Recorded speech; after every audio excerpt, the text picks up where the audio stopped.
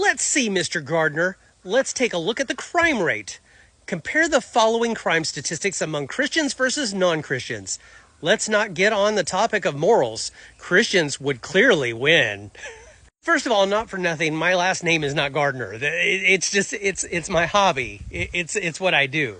But let's get to your point, shall we? Because this is fun. Because, dude, do you just try and own yourself in every comment that you make? I absolutely love it when people tell me to do research on things that they clearly have not done research on. My dude, the prison population in America is 2/3 Christian.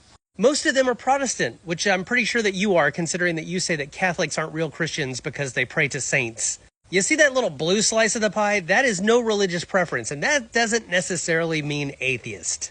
That can just mean that somebody worships all of the religions, or they are not really partial to any one in particular, they're just spiritual. But even if that were absolutely all atheists, it pales in comparison by that big red and green slice of pie. In fact, if you would have done any research, there's lots of studies and crime stats out there. And as it turns out, typically the less religious you are, the less likely you are to be violent. And another thing I hear from religious people, especially Christians, all the time is that they're so persecuted that people try and cause them harm.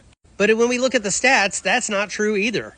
Most of the religious hate crimes happen against Muslims in this country, and guess who perpetrate those? Hint, it's not the atheists. So when we get on the topic of morals, my dude, I don't know how you think that Christians would clearly win with this track record. If anything, the stats could show that Christianity could be a precursor to being a criminal. Now, I don't personally believe that. I know a lot of Christians who are very even-tempered and would probably stop crime if they saw it. But to try and claim the moral high ground and say that Christians are way more moral and less likely to commit crimes is really kind of a bad take. But keep on sharing these awesome nuggets of wisdom, my dude. It's giving me endless material.